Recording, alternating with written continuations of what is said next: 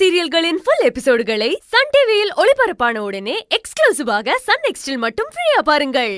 அம்மா, உனக்கு ஒரு விஷயம் தெரியுமா? தெரியல பூர்ணி, நீ என்னன்னு சொல்லு, அம்மா தெரிஞ்சுக்கிறேன். நான் இதுவரைக்கும் இந்த வீட்ல யாரையெல்லாம் வெறுத்தனோ, எதையெல்லாம் பிடிக்காதுன்னு ஒதுக்கி வச்சனோ, அதெல்லாம் திரும்ப அப்படியே என் பக்கத்திலேயே வச்சுக்கணும்.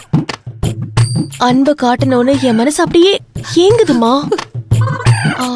உதாரணத்துக்கு பாருங்களேன், சிந்துக்கு மெஹந்தி வைக்கிற ஃபங்க்ஷன்ல அப்ப இருந்த மனநிலைமையில என்னால ரசிக்க முடியல. ஆனா இப்ப இருக்கிற என்னோட பரிசுத்தமான மனசு அத ரசிக்க சொல்லுது. நீங்களே சொல்லுங்கம்மா, இப்ப நடந்து முடிஞ்ச ஃபங்க்ஷனை நான் திரும்ப பார்த்து ரசிக்க முடியுமா? ஏண்டி ரசிக்க முடியாது? எப்படிமா முடியும்? அதான் நடந்து முடிஞ்சிருச்சே. வா, மெஹந்தி ஃபங்க்ஷனை நான் செல்ஃபி எடுத்து வச்சிருக்கேன், அத பார்த்து நீ ரசிமா. ஆமால, அத பார்த்து கூட ரசிக்கலாமே. காட்டுங்கம்மா பார்க்கலாம்.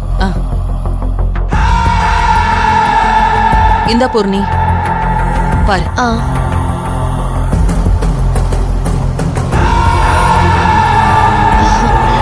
கையில மெஹந்தி எல்லாம் வச்சு சிந்து அப்படியே ஒரு தெய்வத மாதிரியே ஜொலிக்கிறாமா.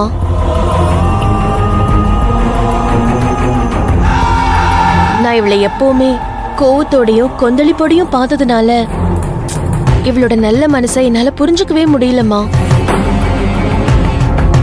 இப்ப இருக்கிற மனநிலைமையில சிந்துவை இந்த போட்டோல பார்க்கும்போது அப்படி ஒரு தெய்வீகமான சாந்தம் இவ முகத்துல நல்லா தெரியுது. இப்பதாமா புரியுது சிந்துவை ஏன் உங்க எல்லாருக்கும் பிடிச்சிருக்குன்னு.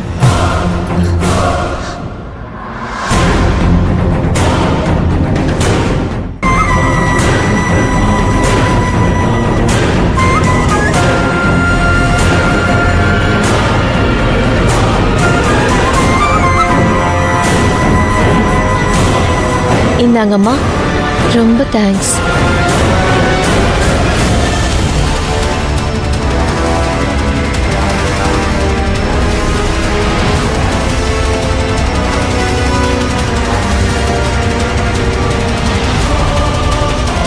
இது போதும் சிந்துவை மொத்தமா க்ளோஸ் பண்ணி அனுப்புறதுக்கு.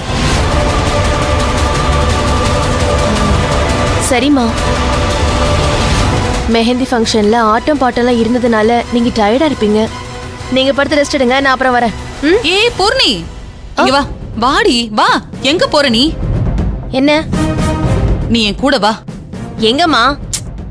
இப்ப நீ என்கிட்ட பேசின மாதிரியே மாப்பிள்ள சம்மந்தி உங்க எல்லார்கிட்டயும் பேசினா எனக்கு இப்ப எவ்வளவு சந்தோஷமா இருக்கோ அதை விட அவங்களுக்கு எல்லாம் டபுள் மடங்கு சந்தோஷமா இருக்கும்டி.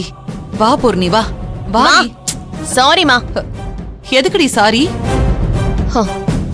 அவங்க கிட்ட எல்லாம் வந்து பேசுறதுக்கு எனக்கு டைம் இல்ல.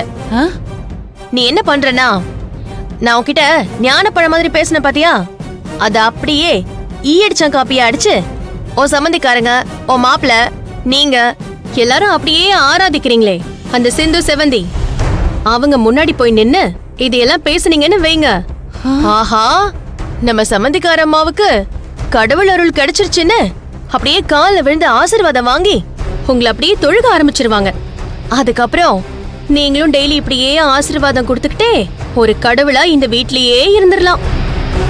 அதுக்கு ட்ரை பண்ணுங்க. நான் கிளம்புறேன். ஏய் நில்லடி, வாடிங்க. அப்ப இவ்ளோ நேரம் நீ என்கிட்ட நடிச்சிட்டு தான் இருந்தியா? என் கேரக்டரே நீ புரிஞ்சுக்க மாட்டேங்கிறியம்மா.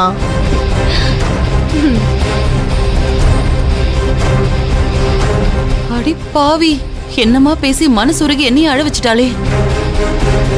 இனிமே சாகுற வரைக்கும் இவ பேச்ச நம்பவே கூடாது.